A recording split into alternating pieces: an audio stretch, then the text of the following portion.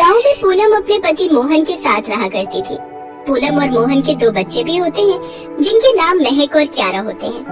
मोहन अमीर चंद जी नाम के एक अमीर आदमी के यहाँ काम करता है। तुम मेरे सभी नौकरों में से बहुत ही ईमानदार और वफादार नौकर हो और तुम मेरा सभी काम अच्छी तरह करते हो, विश्वसनीय भी हो। धन्यवाद तुम्हारा। अरे साहब, ये क्या कह रहे हैं? धन्यवाद तो मुझे आपका करना चाहिए। आप कितने अच्छे इंसान हैं जो ऐसा सोचते हैं। अमीर चांद जी को मोहन पर बहुत भरोसा था और मोहन भी अपना काम ईमानदारी से करता था। मोहन अपने बच्चों के लिए हर 2 दिन में कुछ न कुछ बाहर से खाने के लिए लाया करता था। ये देखो बच्चों, तुम्हारे लिए तुम्हारे पापा क्या लाए हैं। क्रीम रोल, गरम जलेबी, पूरी कचौरी और मालपुए भी। अरे वाह पापा, क्या बात, मजे ही आ गए आज तो। जी आप भी ना ये सब दे देकर इन्हें बिगाड़ दोगे। घर का खाना तो इनसे खा ही नहीं जाता, बाहर का चाहे जितना दे दो। वो सब इसी तरह मिलजुल कर खुश रहा करते थे।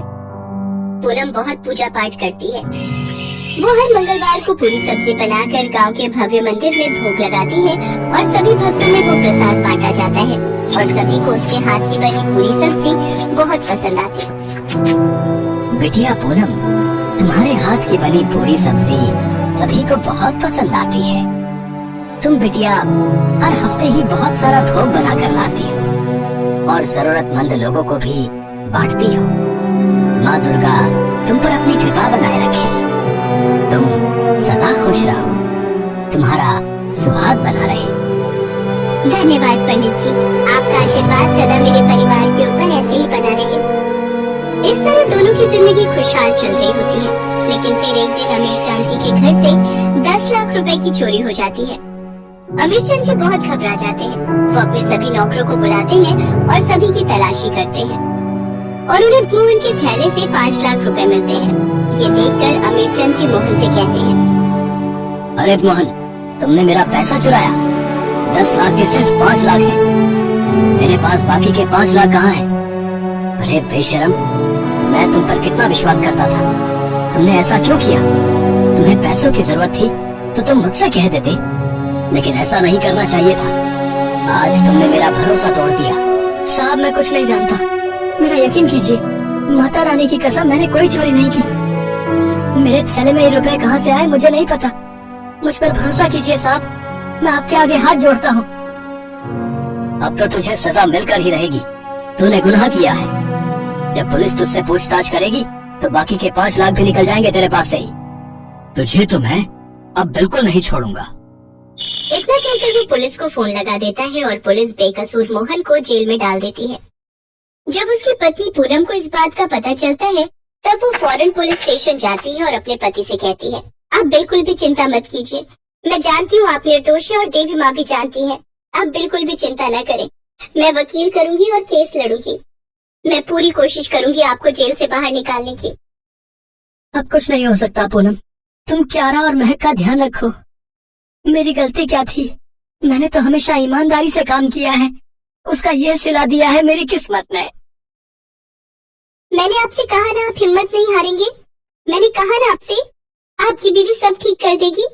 पूनम फिर मंदिर जाती है और अम्बे माँ से प्रार्थना करती है, अम्बे माँ, आप और मैं दोनों जानते हैं मोहन जी ऐसी गलती नहीं कर सकते और ऐसा घटिया काम वो कभी नहीं करेंगे। मुझे अपने पति को निर्दोष साबित करने में आपकी मदद चाहिए अम्बे माँ। अम्बे माँ, आपको मेरा साथ देना होगा। पूनम लॉयर हायर करने जाती है। तभी वो कुछ सोचने लगती है, अम्बे माँ, मैंने ये तो सोचा ही नहीं। वकील को हायर करने के लिए भी पैसे चाहिए, उसका भी इंतजाम करना होगा। अब मैं क्या करूँ? इतने पैसे कहाँ से लाऊं?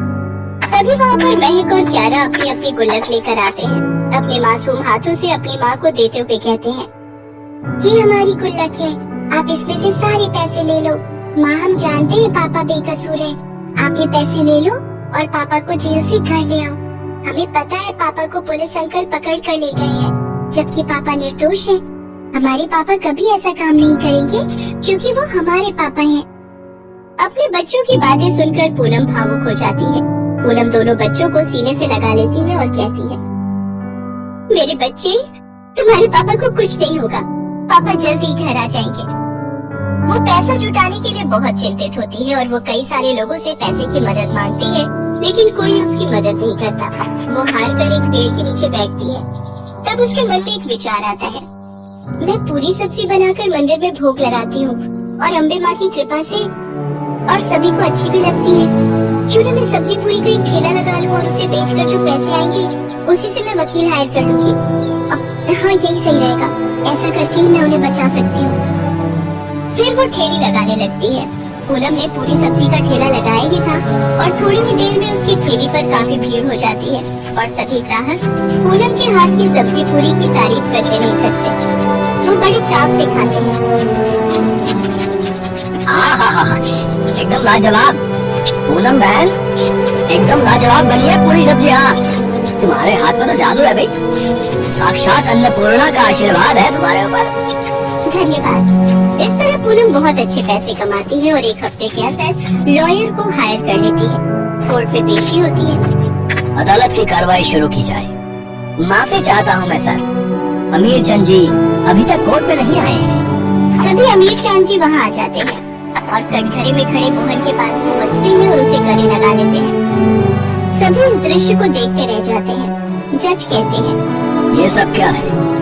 अमीर चंद जी भूलिए मत, ये कोर्ट है और इस आदमी पर ही आपने पैसे चुराने का इल्जाम लगाया है। नहीं, ये चोर नहीं है, मोहन बेगुनाह है। ये लीजिए पेन ड्राइव, इसमें सब कुछ कैद है।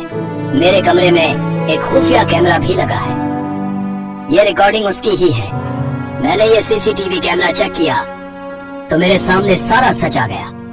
फिर लॉयर और जज वो पेन ड्राइव की फुटेज देखते हैं। तब मालूम पड़ता है चोरी तो दूसरे नौकर लखन ने की है और लखन ने 5 लाख ले लिए और 5 लाख मोहन के थैले में डाल दिए, जिससे कि मोहन पर शक जाए। इस सब के बाद कोर्ट केस को खारिज कर देती है और लखन को गिरफ्तार करने का आदेश देती है।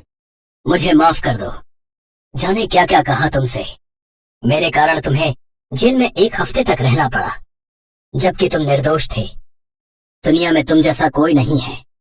तुम अच्छे हो मोहन, सच्ची ईमानदारी तो आपने दिखाई है साहब। लास्ट मौके पर आकर सच को सबके सामने लाने की।